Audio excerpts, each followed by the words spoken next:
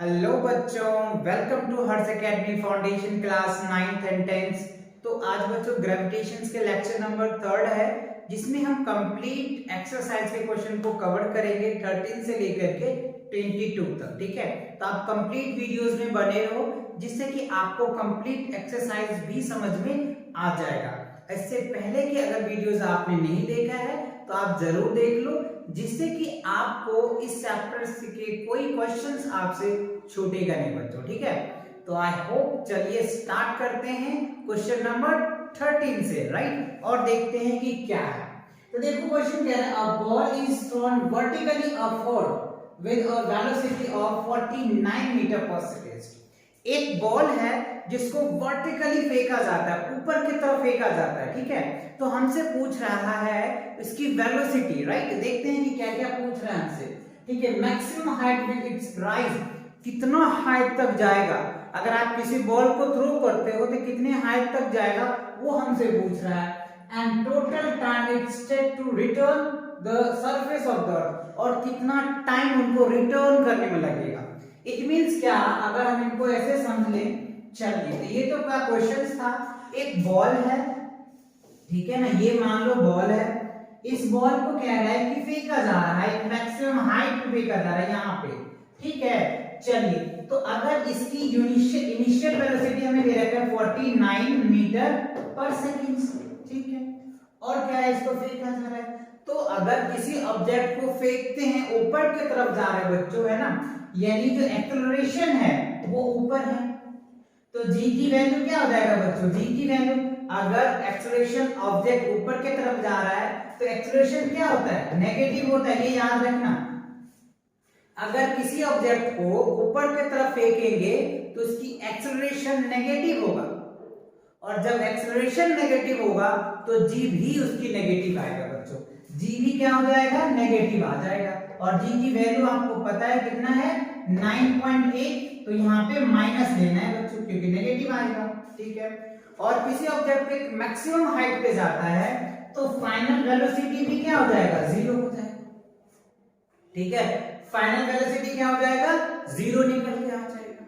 ठीक है, maximum height पे, जैसे मान लो किसी ऑब्जेक्ट को फेंकोगे तो एक मैक्सिमम हाइट अचीव करेगा, जहां से फिर वो फॉल डाउन होने लगेगा, तो वहां पे फाइनल वेलोसिटी तो जीरो ही हो जाएगा ना, तो वही हमने किया। ठीक है, तो अब हमें कह रहा है कि ये किस हाइट पे होगा, है ना, हाइट हमें कैलकुलेट करने के लिए कह रहा है। ठीक है, किस हाइट पे होगा, यही कह रहे हैं ना, the maximum height which it rise, कितना हाइट तक वो जा सकता है। तो यहाँ पे हम अगर लगाएं तो देखो बच्चों, आपको याद होगा मोशंस के हमने 3 इक्वेशन आपको बताए थे। पहला आपको बताए थे v बराबर u प्लस at होता है ना, यहाँ पे हम gt पढ़ेंगे। एक पढ़े थे v स्क्वायर बराबर u स्क्वायर प्लस 2gh होता है। ठीक है, और एक क्या होता है बच्चों, s बराबर होता है ut plus half gt square हो जाएगा। तो ध्यान देना, ये फॉर्मूला हम लगाएंगे कब, ये बहुत बच्चे की कंफ्यूजन रहता है कि सर मैं पहला लगाऊं या दूसरा लगाऊं या तीसरा लगाऊं। तो आपको देखना है आपके क्वेश्चन में क्या क्या गिवन है। ठीक है, जो क्वेश्चन में गिवन होगा ना उनके अकॉर्डिंग। तो देखो इस क्वेश्चन में क्या क्या दिया है, u दे रखा है 49 मीटर पर सेकंड, v दे रखा है, और हमें कह रहे हैं h बताओ, तो g तो है ही। तो देखो इसमें से क्या लगा सकते हो, ये लगा सकते हो, ये लगा सकते हो। पहला नहीं लगेगा, क्यों नहीं लगेगा, क्योंकि आपको t की दे नहीं रखा है और t निकालना भी नहीं है, आपको h निकालना है। तो h देखो किसमें है बच्चों, इसमें है, तो v square u square plus 2gh वाले फॉर्मूले लगाएंगे आप। ठीक है, तो आपका h निकल के आ जाएगा। चलिए तो ये हम लगाते हैं बच्चों। तो देखो v स्क्वायर, v की वैल्यू क्या है, 0, 0 का स्क्वायर करोगे तो 0 ही होगा। उसके बाद है u स्क्वायर, तो 49 इंटू क्या हो जाएगा, 49 आ जाएगा। ठीक है, अब है उसके बाद 2g है, तो यहाँ लिखेंगे 2g की वैल्यू आपको पता है माइनस 9.8 इंटू क्या हो जाएगा, h। ठीक है, अब इसको अगर इधर उठा के लाते हैं तो क्या हो जाएगा, या इसको इधर लेकर के आ जाओ तो क्या हो जाएगा बच्चों, यानी h इक्वल्स टू आप क्या लिख सकते हैं, 49 इंटू क्या हो जाएगा 49 अपॉन क्या हो जाएगा 2 इंटू 9, ठीक है 9 पॉइंट क्या हो जाएगा 8 आ जाएगा। ठीक है, अब क्या करेंगे आप इनको मल्टीप्लाई करके डिवाइड कर सकते हैं। ठीक है, चलिए मल्टीप्लाई करके डिवाइड करके देख लेते हैं। 49 को 49 से मल्टीप्लाई करोगे तो कितना आएगा, चलो करके देखते हैं। ठीक है, या फिर आप चाहो तो h की वैल्यू 122 आता है, यानी आप इनको मल्टीप्लाई कर लीजिए और फिर क्या कीजिए 2 इंटू 9.8 से इसको डिवाइड कर दीजिए, तो आपका रिजल्ट क्या आ जाएगा 122.5h आ जाएगा। मैंने टाइम बचाने के लिए किया है क्योंकि ये वीडियो लंबा बनेगा बच्चों, है ना, इसलिए आपको हमने डायरेक्ट ये दिखा दिया कैलकुलेशन। आप इसको 49 को 49 से मल्टीप्लाई कर लीजिए, 2 को 9 से मल्टीप्लाई कर दीजिए और डिवाइड कर दीजिए, तो आपको h कितना निकल के आ जाएगा 122.5 मीटर आ जाएगा। तो ये हाइट होगा जहां पे फाइनल वेलोसिटी 0 हो जाएगा। ठीक, अब क्या रहा है कि total time to return of the earth, तो कितना टाइम रिटर्न होगा, मतलब यहां से जाने में कितना टाइम लगा और आने में कितना टाइम लगा। तो टाइम के लिए क्या लगाएंगे, v आपको पता चल गया, u पता चल गया, g पता चल गया। अब टाइम निकालना है तो ये फॉर्मूला लगा सकते हैं।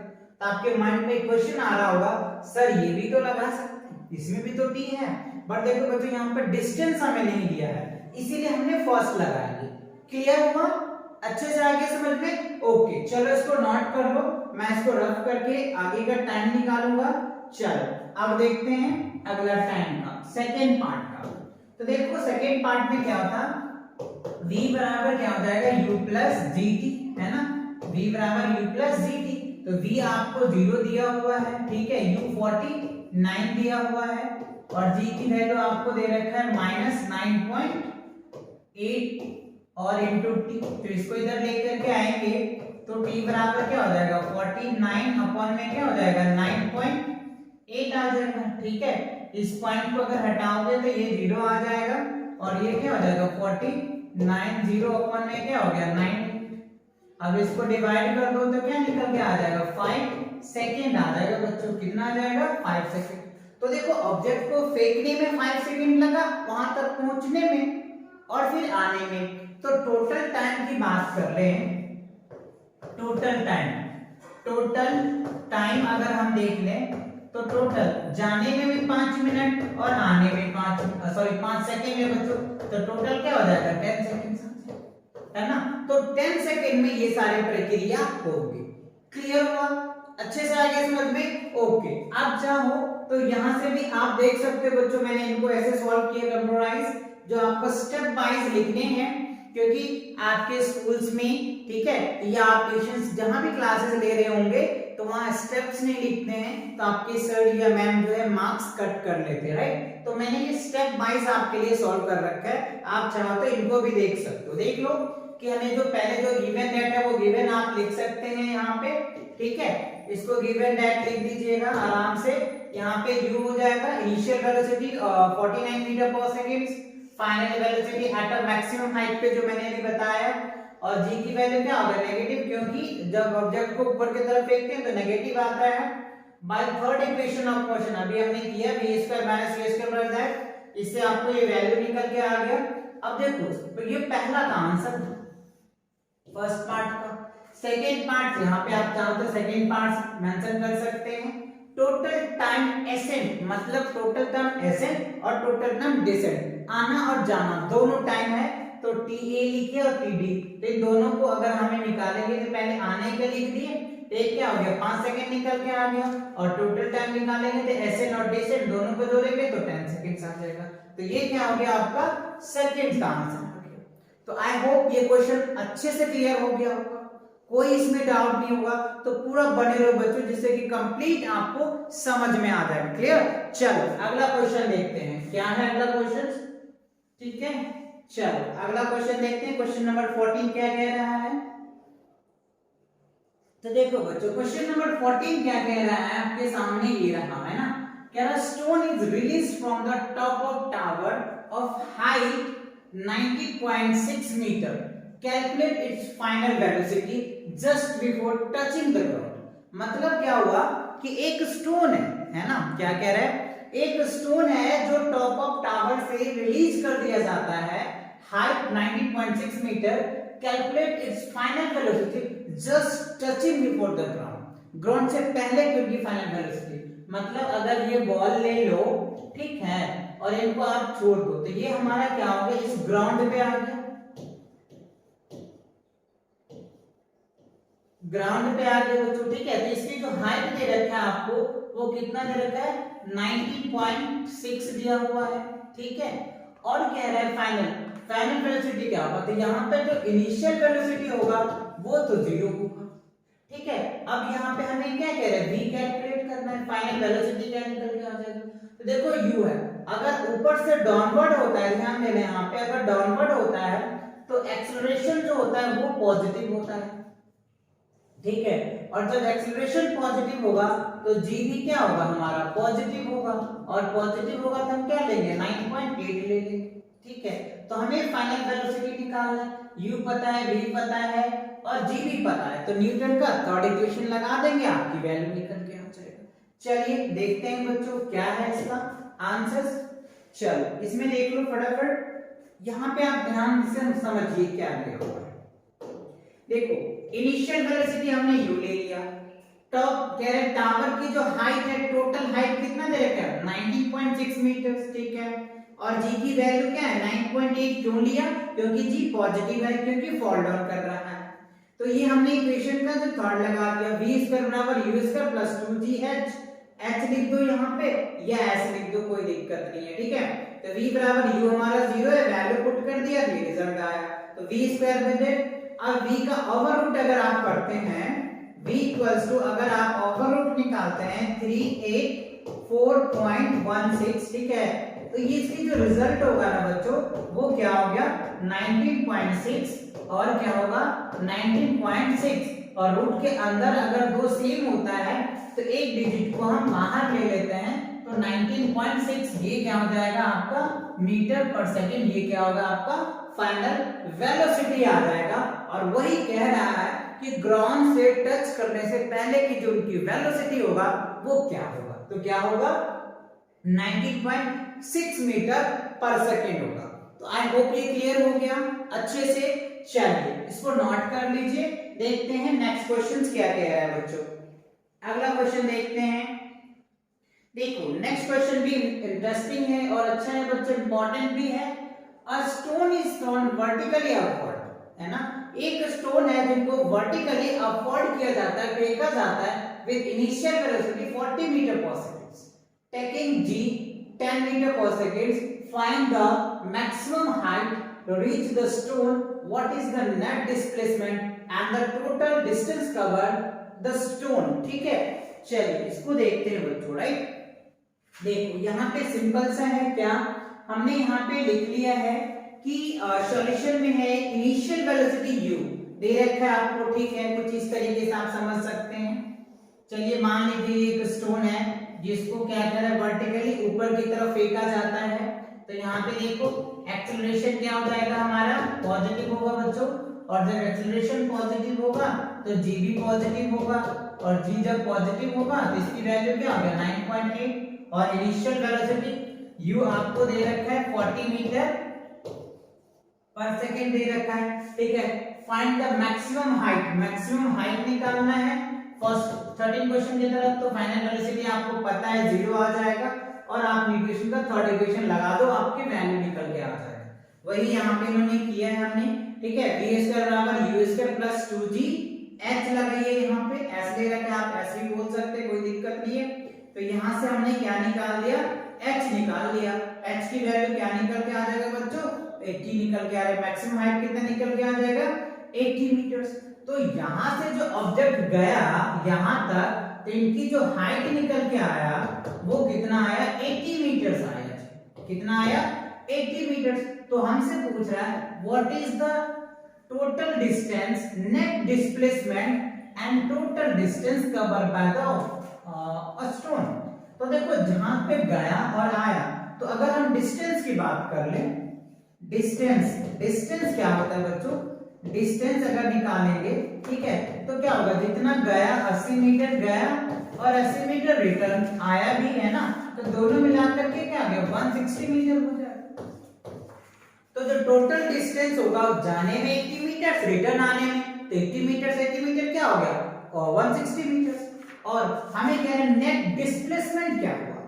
अगर हम डिस्प्लेसमेंट की बात कर लें, ठीक है, तो डिस्प्लेसमेंट क्या होगा, जितना गया, मान लो ये इन्होंने 80 गया है ना, 80 गया और 80 रिटर्न ही हो गया, तो क्या हो जाएगा बच्चों, जीरो ही तो होगा, तो नेट क्या हो जाएगा, जीरो निकल के आ जाएगा। 80 गया और 80 आ गया, तो नेट क्या होगा, जीरो ही तो आया। तो यही आपके आंसर। तो 3 आंसर होंगे। पहला फर्स्ट का आपका क्या हो जाएगा 80 मीटर हो जाएगा डिस्टेंस, दूसरा क्या हो जाएगा 160 मीटर आ जाएगा, और तीसरा क्या होगा आपका जीरो आ जाएगा। आई होप अच्छे से क्लियर हो गया होगा, कोई इसमें दिक्कत नहीं है ना। ओके बच्चों, चलो इसको नोट कर लो, रफ करें। ओके चलो रफ करते हैं, इसको नोट कर लीजिए। नेक्स्ट क्वेश्चन देखते हैं। चलो क्वेश्चन नंबर 16 क्या कह रहा है, इसको ध्यान से समझो थोड़ा सा। कह रहा है बच्चों, calculate the force of gravitation between earth and sun given that the mass of earth 6 into 10 to the power 24 kg। Okay, the mass of sun 2 into 10 to the power, अच्छा यहाँ पे पावर नहीं लिखा है बच्चों, यहाँ पे 10 to the power 30 होगा, ठीक है, 30 kg। The average distance between the two is 1.5 into 10 to the power 11 metre है, ठीक है। मतलब कह रहा है कि एक आपको अर्थ दिया हुआ है, ठीक है, और एक सन है, ठीक है।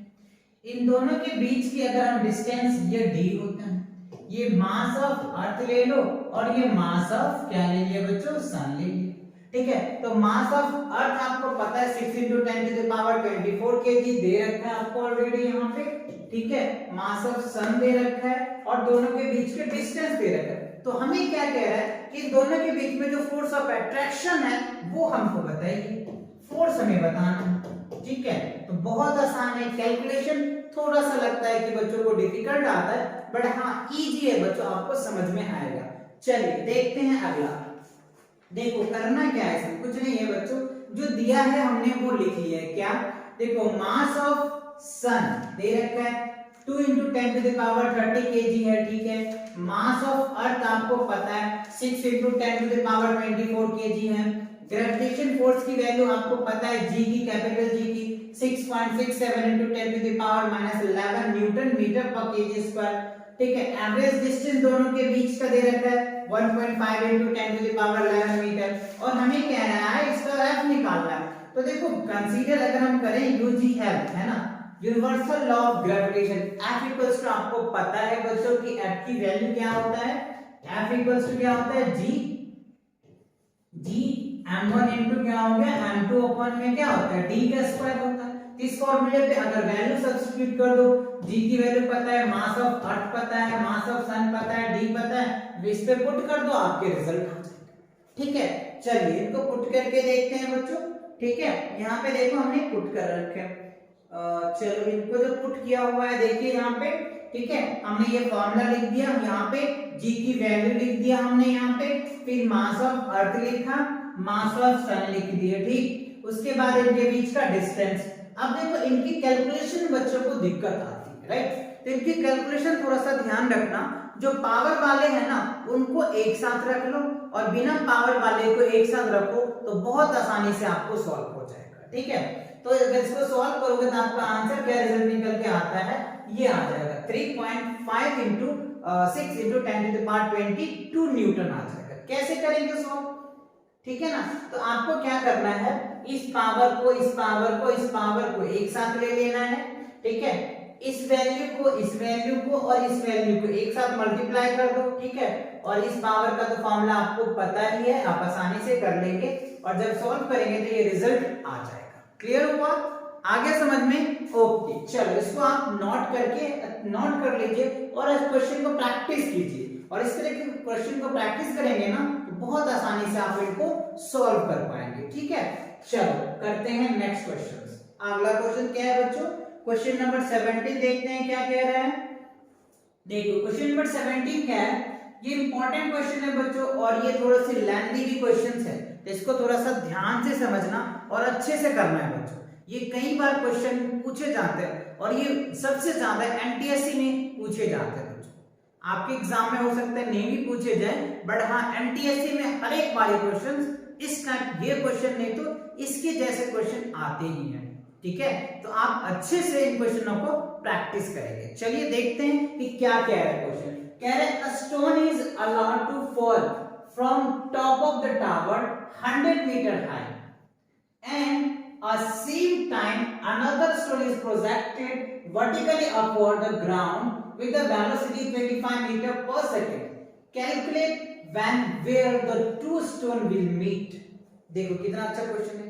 कह रहे एक क्वेश्चन, एक स्टोन ऊपर की तरफ रिलीज किया जाता है और एक नीचे से छोड़ा जाता है, ठीक है, और उन दोनों के बीच की जो हाइट है वो 100 मीटर्स है। तो हमसे पूछ रहा है कि वो दोनों स्टोन किस जगह मीट करेगा। कुछ इस तरीके से इंटरलेट करके देखते हैं, ठीक है। एक मिनट बच्चों,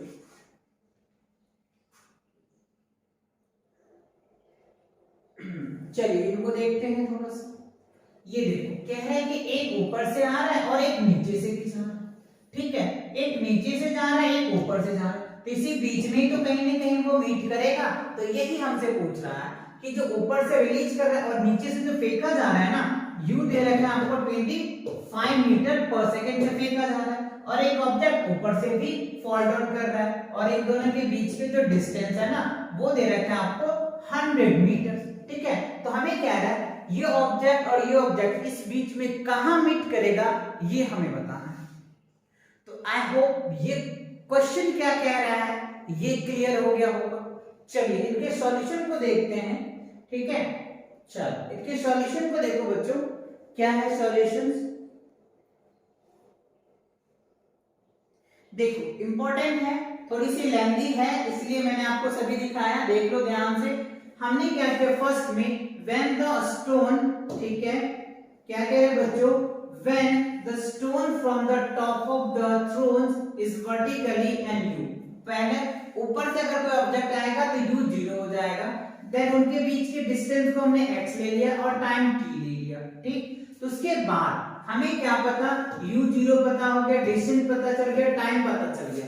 इसके लिए हम फॉर्मूला लगाएंगे s बराबर ut plus half dt square, और ऑब्जेक्ट को इस तरीके से निकल के आ जाएगा, s बराबर ut प्लस u तो हमारा 0 है तो ये 0 हो जाएगा, तो हाफ dt स्क्वायर आ जाएगा, ठीक है। और g की वैल्यू क्या हो जाएगा 10 हो जाएगा, क्योंकि नीचे से ऑब्जेक्ट जा रहा है ना, तो g की वैल्यू पॉजिटिव आएगा, ठीक है। अब x बराबर क्या निकल के आ जाएगा हमारा 5t स्क्वायर।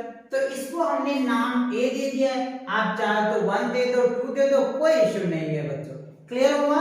ओके, अब देखिए नेक्स्ट स्टेज में हमने क्या किया, दूसरा केसेस में, when the stone is thrown upward, अब स्टोन को ऊपर की तरफ फेंका जा रहा है ना। ये क्या था, ऑब्जेक्ट को क्या कर रहे थे, यहाँ पे स्टोन को ऊपर से रिलीज कर रहे थे, ठीक है। तो यहाँ पता है एक्सेलरेशन क्या होगा, पॉजिटिव होगा, और जब ये पॉजिटिव होगा तो जी भी क्या होगा, पॉजिटिव होता है, ठीक है ना। तो इसकी वैल्यू हमने 9.8 यानी अप्रोक्सीमेटली हमने 10 ले लिया है ना, नियरली 10, जिसके अकॉर्डिंग ये आया।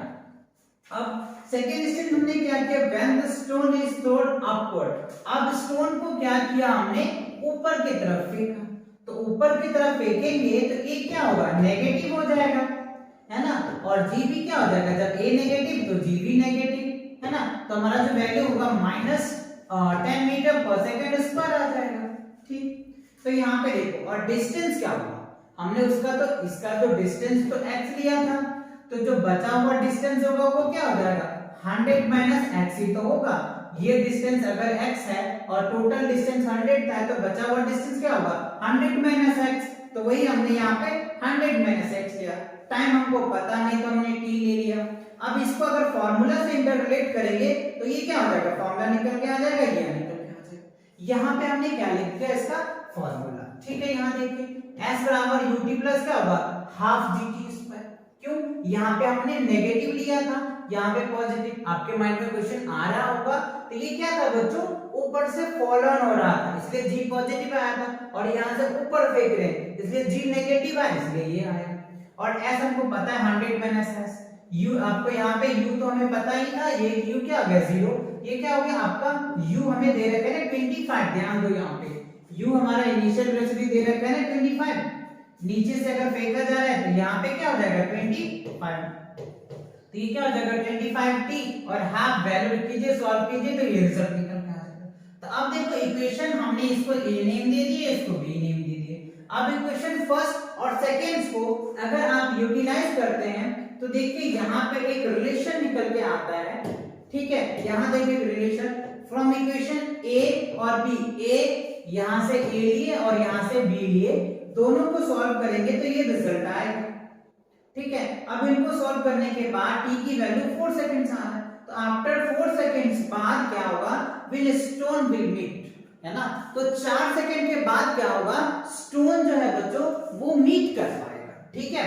चलिए जब स्टोन मीट करेगा तो क्या रिजल्ट आएगा ये देखिए, तो डिस्टेंस निकालेंगे तो टाइम तो हमें निकल के आ गया, मतलब 4 सेकंड के बाद क्या होगा, दोनों स्टोन ऊपर से आने वाले और नीचे से जाने वाले मिल जाएंगे 4 सेकंड के बाद, ठीक। तो हमको डिस्टेंस चाहिए, कितने पे बनेंगे, तो x बराबर क्या होगा 5t², फॉर्मूला आया था हमारा यहाँ पे देखिए, तो आपको x की वैल्यू दी है, t की वैल्यू 4 × 4 80 मीटर, मतलब ये क्या होगा 80 मीटर जाने के बाद वो मीट कर पाएगा और उसके बाद 20 मीटर, तो एक डिस्टेंस क्या होगा, एक डिस्टेंस हो जाएगा बच्चों आपका 80 और एक डिस्टेंस क्या हो जाएगा आपका 20, है ना। तो इनके भी 3 आंसर आपको देखने को मिल सकता है ना।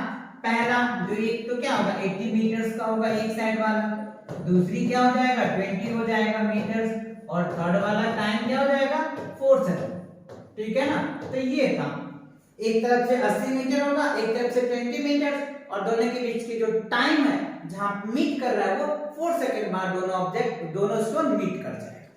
तो आई होप अच्छे से क्लियर आया होगा। चलिए अब इनको आप अच्छे से नोट कर लो बच्चों, ये इंपॉर्टेंट क्वेश्चन है, वेरी वेरी इंपॉर्टेंट क्वेश्चन है, ठीक है। चलिए अगला क्वेश्चन देखते हैं क्या कह रहे हैं बच्चों। क्वेश्चन नंबर 18 देखो क्या कह रहे हैं ना, इजी है ये, a ball thrown up vertically return to thrower and after 6 seconds find the velocity with which was the upon, मतलब 3 चीजें हमें पूछ रहा है। पहला हमसे पूछ रहा है, एक मिनट बच्चों, ठीक है। देखो फर्स्ट में आपको क्या पूछ रहा है, फर्स्ट में पूछ रहा है the velocity with which throw up, कितनी वेलोसिटी से वो फेंका जा रहा है, the maximum height reaches the ground and 4 second बाद उनकी पोजीशन क्या होगा, है ना। चलिए इनको थोड़ा सा अब समझते हैं, यहाँ देख लो, देखो ये चीजें हमें दिया हुआ है कि जी क्या होगा 10 मीटर पर सेकंड, तो टोटल टाइम 6 सेकंड्स है, तो 10 एसेंड हो जाएगा 3 सेकंड्स। अगर टोटल टाइम जो है बच्चों टोटल, ठीक है, टोटल टाइम अगर 6 सेकंड्स है तो आने और जाने में कितना, अगर तो 2 लग जाएगा तो ये टाइम कितना हो जाएगा 3 सेकंड्स हो जाएगा जाने में, तब तो टोटल टाइम 6 सेकंड्स होगा ना, तो यहाँ पे हमने 3 सेकंड्स आए, ठीक।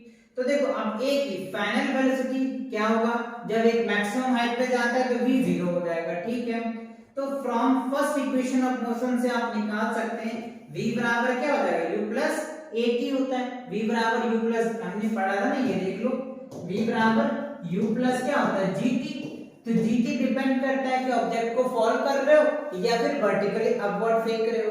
तो ऑब्जेक्ट को क्या कर रहे हैं बच्चों, ऊपर नीचे से ऊपर फेंक रहे हैं ना, है ना, वर्टिकली अपवर्ड की तरफ फेंक रहे हैं, तो यहाँ पे g क्या हो जाएगा हमारा, g जो होगा वो नेगेटिव आ जाएगा, तो हमारा ये नेगेटिव वाला फॉर्मूला लग गया, ठीक है। चलिए अब क्या होगा, अगर इनिशियल वेलोसिटी की बात इसको अपोजिट कर दें ये पॉजिटिव हो जाएगा, तो देखो v हमारा 0 है तो u कितना निकल के आ जाएगा हमारा 30 मीटर पर सेकंड आ जाएगा, the velocity with which the stone throw the 30 metre per second. तो ये चीजें हुआ, एक तो क्लियर हुआ। चलिए अगला देखते हैं बी पार्ट का क्या कह रहा है बच्चों, बी पार्ट में देख लो इसका, ठीक है। बी पार्ट में कह रहा है आपको, बी पार्ट में जो है हमें दिया हुआ है the maximum height it reach, तो from the second equation of motion s बराबर ut plus half at square, ठीक है। तो यहाँ पे हमें u की वैल्यू पता चल गया, t का वैल्यू पता था, g की वैल्यू पता था, पुट कर देंगे रिजल्ट आ जाएगा। तो मैक्सिमम हाइट जो होगा वो कितना होगा 45 मीटर, तो 45 मीटर हो जाएगा मैक्सिमम हाइट का, ठीक। चलिए तो b भी क्लियर हुआ। फर्स्ट में अगर हमें पता चली गया तो वैल्यू को पुट कर देंगे, हमारा आसान से निकल के आ जाएगा। ठीक, सी पार्ट में देखो कह रहा है कि इट्स पोजीशन आफ्टर 3 सेकंड। ठीक है, तो 3 सेकंड के बाद इनकी पोजीशन क्या होगी ये हमें बताना है। ठीक है, तो देखो अगर इनकी पोजीशन की बात कर लें तो 3 सेकंड बाद it's reach the maximum height of the distance. तो देखो 3 सेकंड से 1 सेकंड ही तो आगे हुआ है ना, 1 सेकंड जब तो 4 सेकंड हो जाएगा। तो यहां से आप देख सकते हैं s बराबर ut plus half A T square. तो u क्या हो जाएगा 0, tan into इतना तो टाइम ये कितना निकल के आ जाएगा 5 s डिस्टेंस क्या हो जाएगा 5 मीटर हो जाएगा 1 सेकंड में। 1 सेकंड में कितना हो जाएगा ये 5 मीटर डिस्टेंस ट्रेवल कर लेगा। ठीक है, तो अनदर अगर टोटल की बात कर ले तो टोटल टाइम ट्रेवल कितना है 5। 1 सेकंड में क्या 1 सेकंड में 5 मीटर ट्रेवल कर रहा है। ऑब्वियसली अगर उसके अकॉर्डिंग निकालें therefore in 4 second the position of that.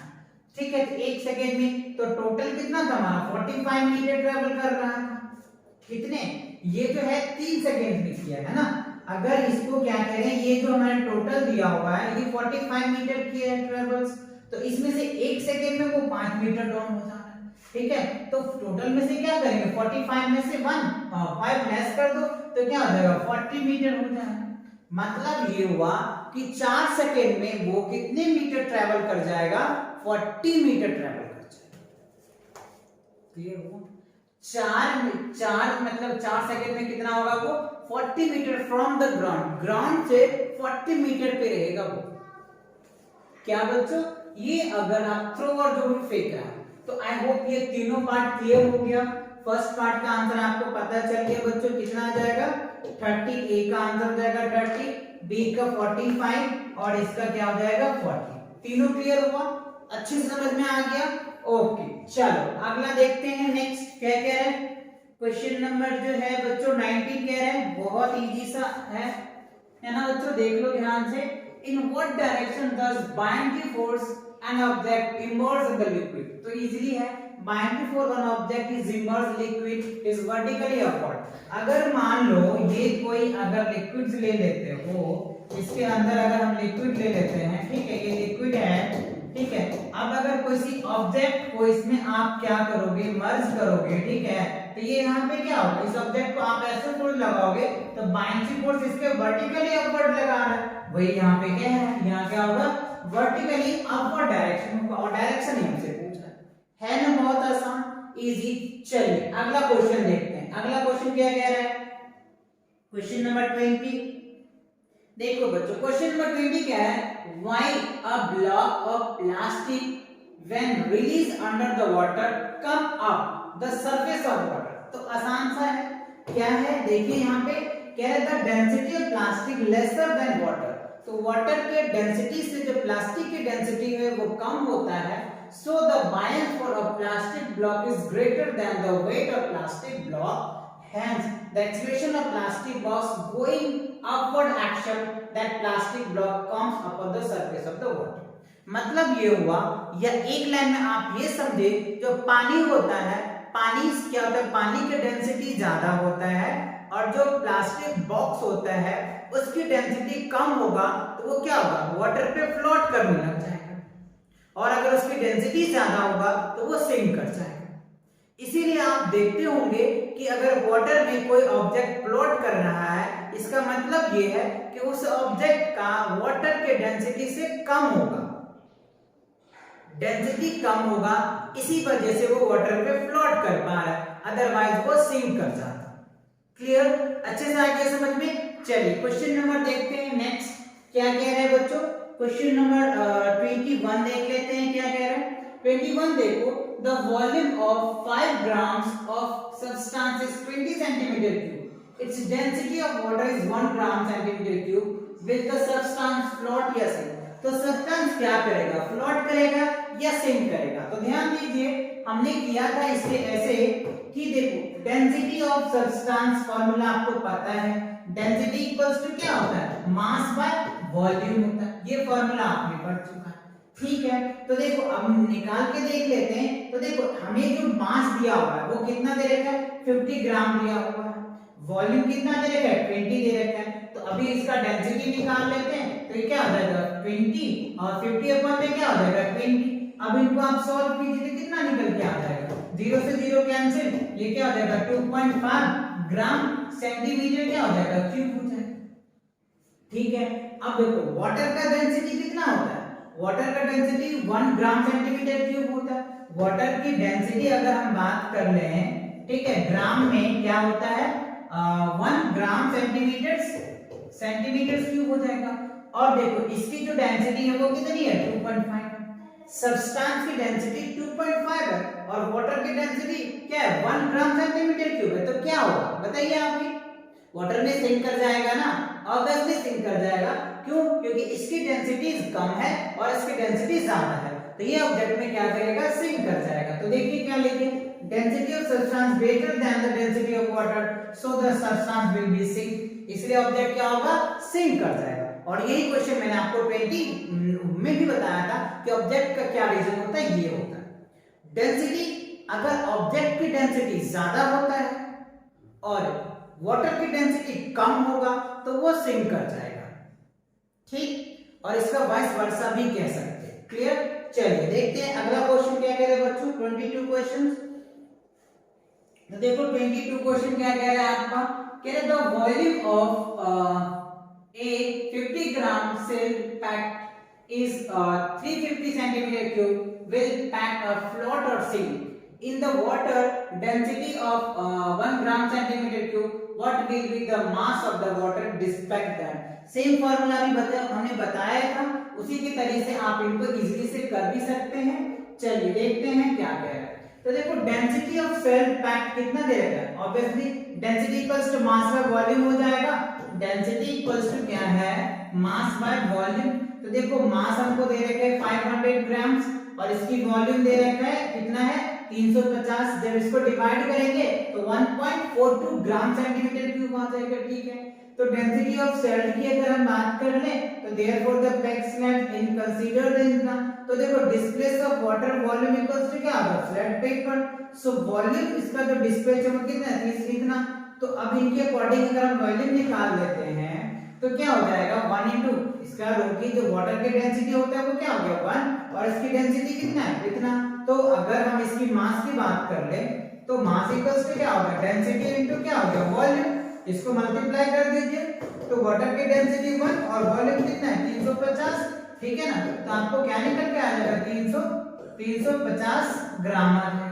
या आप चाहो तो इतना नहीं करने के बाद आप डायरेक्ट यहां से कर सकते हैं क्या, देखो ये वॉल्यूम दे रखा है आपको, सीधा ये सब कुछ भी नहीं लिखना, सीधा लिखना है कि वॉल्यूम कितना दे रखा है 350 सेंटीमीटर क्यूब, ठीक है। और डेंसिटी ऑफ वाटर आपको पता है 1 ग्राम सेंटीमीटर क्यूब होता है। तो मास निकालना है तो क्या हो जाएगा डेंसिटी इनटू क्या हो जाएगा वॉल्यूम।